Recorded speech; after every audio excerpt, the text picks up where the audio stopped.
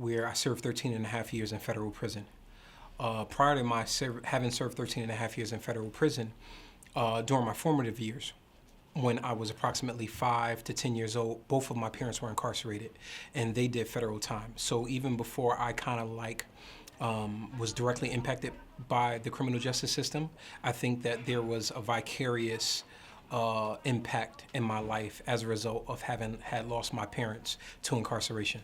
I had the very great benefit of being in the singular institution in the United States of America that offer the education prerequisites for individuals to become a credentialed alcohol and drug counselor. However, my experience is not indicative of the experiences of more than 2.2 million individuals who are incarcerated in the United States of America. Our education system, as it relates to programs that are available, they are programs that exist in theory, but not necessarily in practice.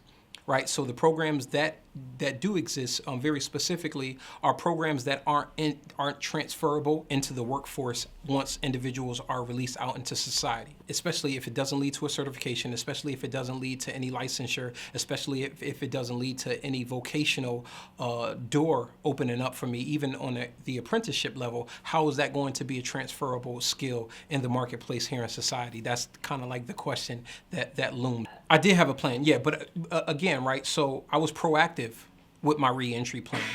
I think that what happens now is that you have a lot of funding, you have monies that are specifically earmarked and designated for reentry planning, and you have counselors, and you have these reentry personnel within the respective institutions. However, what does reentry planning look like, right?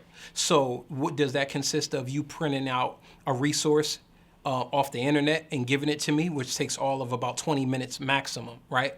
Or does reentry planning look like having those individuals from the respective communities that people are going to be released to, you putting me in contact with them so that they can provide me resources, so that I can put a face to those people, so that I'm not necessarily having a cold contact once I am released. That's what effective reentry planning actually is. Not necessarily just somebody sitting behind a computer, Googling something, printing something out, and then saying, here's your reentry plan.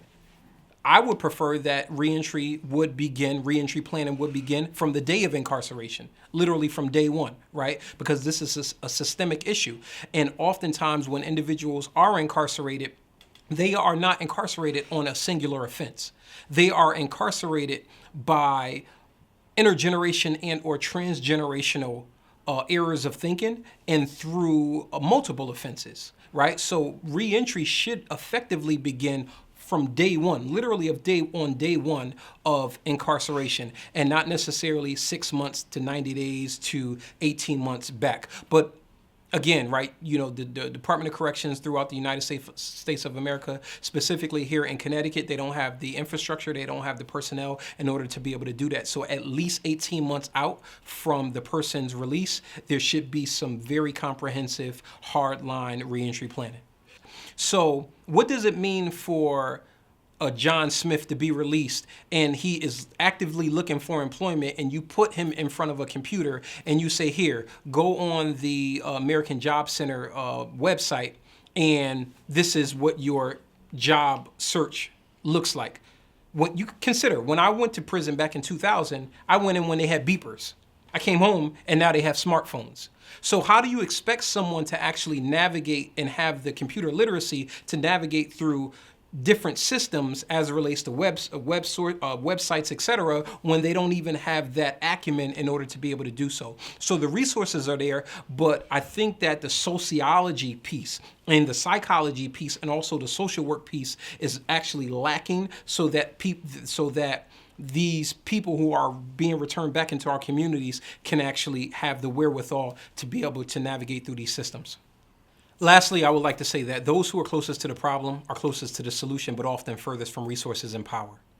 And what I mean by that is that if you bridge those who are closest to the problem, who can conceptualize a solution, if you bridge those individuals with lawmakers, with the brokers who are in positions of power, resources, influence, so on and so forth, if you actually bridge the two together, then you have effective reentry planning, then you have effective judicial oversight, then you don't necessarily have prosecutorial misconduct as it relates to excessive prosecution, etc. That's how we impact reentry. That's how we impact no entry, and that's also how we impact pre-entry.